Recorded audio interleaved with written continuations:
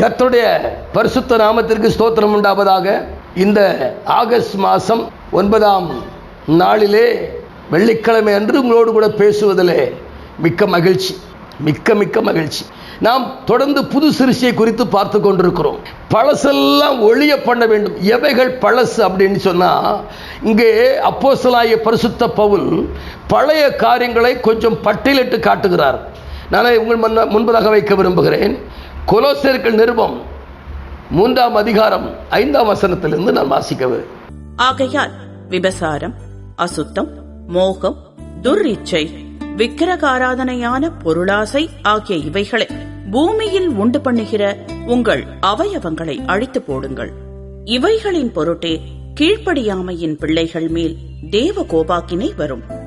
நீங்களும் முற்காலத்தில் அவர்களுக்குள்ளே சஞ்சரித்த போது அவைகளை செய்து கொண்டு வந்தீர்கள். நீங்க முற்காலத்தில் எப்படி இருந்தீங்க? அந்த காலத்தில் அந்த ஜனங்களுடைய கலாச்சாரத்தில், பழக்க வழக்கங்கள்ல, உறவுகள்ல நீங்களும் சிக்கி கொண்டிருந்தீங்க. அதான் முந்தின வாழ்க்கை. இவ பிந்தின வாழ்க்கை என்ன அப்படின்னு கேட்டீங்கன்னா, புது சிருஷ்டி, புதிய மனுஷன். இந்த புதிய மனுஷன் எப்படி அப்படின்னு கேட்டீங்கன்னா, பூமிக்குரிய காரியங்களிலே செயல்படாத ஒரு புதிய சிருஷ்டி. அதனால தான் அவர் பிந்தின ஆதாம் வானத்திலிருந்து வந்தவர், பிந்தின ஆதாம் உயிர்ப்பிக்கிற ஆவியானவர் என்று வேதம் சொல்லுகிறது. அதனால தான் பவுல் சொல்றாரு, நீங்கள் கிறிஸ்துவுடனே கூட எழுந்தது உண்டானால். எழும்பிட்டீங்களா? ஆமையா, எழும்பிட்டோம். அப்படின்னா கொலோசியர் 3ஆம் அதிகாரம் 1-2 வசனத்தை நான் வாசிக்கிறேன். நீங்கள் கிறிஸ்துவுடனே கூட எழுந்தது உண்டானால், கிறிஸ்து தேவனுடைய வலது பார்சத்தில் வீற்றிருக்கிற இடத்தில் உள்ள மேலானவைகளை தேடுங்கள், பூமிக்குரியவள் அல்ல, மேலானவைகள் நாடுங்கள். ஏனென்றால் நீங்கள் மரித்தீர்கள், உங்கள் ஜீவன் கிறிஸ்துவுடனே கூட தேவனுக்குள் மறைந்திருக்கிறது. நம்முடைய ஜீவனாகிய கிறிஸ்து வெளிப்படும் பொழுது நீங்களும் மகிமையிலே வெளிப்படுவீர்கள். மகிமையிலே வெளிப்படுவதற்காகத்தான் மறுபடி பிறக்கிற அனுபவம். அதை புரிந்து கொள்ள வேண்டும். மறுபடி பிறந்திருக்கிறேன், பழையவைகள் அல்ல, புது சிருஷ்டியா இருக்கிறேன், புது மனுஷனா இருக்கிறேன், மேலானவளை தேடுகிறேன், மேலான நாடுகிறேன். ஏனென்றால் நான் பழைய சிருஷ்டி அல்ல, புது சிருஷ்டியா இருக்கிறேன். எனக்கு புது சிருஷ்டியா இருக்கிறதுனால என்னை புது சிருஷ்டியாய் மாற்றினவரோடு என் நேரத்தை செலவிடுகிறேன், அவரோடு உறவாடுகிறேன். பிரியமான தேவஜனமே, ஒரு நாளைக்கு 24 மணி நேரம் கொடுக்கப்பட்டிருக்கிறது. நீ எவ்வளவு நேரம் தேவனோடு பேசி உறவில் இருக்கிறீங்க? கொஞ்சம் சொல்லுங்க பார்ப்போம். எவ்வளவு நேரம்? உங்க ஜெபம், உங்க தனிப்பட்ட ஜெபம், குடும்ப ஜெபம் பண்ணுவீங்க, சபைக்கு போன ஜெபம் பண்ணுவீங்க. தனிப்பட்ட ஜெபம் எவ்வளவு நேரம்? ஊழியம் செய்யணும்னா, பரிசுத்தத்தில் நிலைத்திருக்கணும்னா, தேவனோடு இருக்கிற உறவை அதிகமாய் பெருக பண்ண வேண்டும். உங்க உறவு யாரோடு இருக்குது, அதனுடைய முடிவு தான் ரிசல்ட்.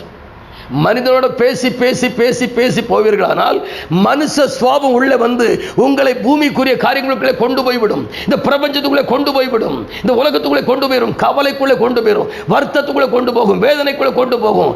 ஏன்னா அவங்க அதுக்குள்ளே இருக்கிறதுனால. அவங்க அதுக்குள்ள இருக்கிறாங்க, அவங்க அதுக்குள்ள தானங்க இருக்கிறாங்க, உலகத்துக்குள்ள தானே இருக்கிறாங்க. அவங்க கவலை உங்களோடு கூட பகிர்ந்து கொள்வாங்க. சிலருக்கு சீரியலை பார்த்த உடனே அங்க அழுக வந்துடும். சீரியல்ல ஓடுறத பார்த்து அழுக வரும். ஏன் கல்வாரி சிலுவையை பார்த்து உனக்கு அழுக வரல? இயேசு கிறிஸ்துவின் பாடு, அடிக்கப்பட்டு நொறுக்கப்பட்டு ரத்தம் சிந்தி அவர் அப்படி தன்னுடைய ரத்தத்தை புற சிந்தினாரே, ஜீவனை விடுவதற்கு நின்றாரே, அந்த காட்சியும் கண்களுக்கு முன்பாக நீ கண்ணி விடல?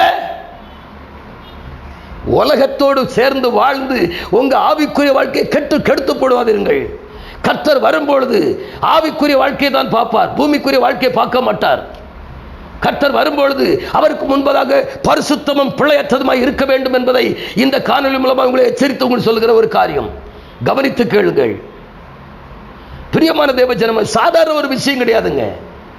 இந்த காணொலியை போடுறதுக்கு அருமையான சாமுவேல் சின்னத்தாய் மகன் படுற கஷ்டம் தெரியுமா? அதை வீடியோ எடுக்கணும், அதை எடிட் பண்ணணும், அதுக்கு தேவையான காரியங்களாம் சொல்லணும், செய்யணும். அதுக்கப்புறம் தான் காணொலி நீங்கள் பார்க்குறீங்க. நீங்கள் பார்க்குற ஈஸியாக பார்த்துறீங்க. ஒருவன் இருந்து பாடுபடுகிறான், அந்த பாடுகளுடைய பலனை கர்த்தர் கொடுப்பார் என்று நான் விசுவாசிக்கிறேன். நாம் ஜெபிப்போம்.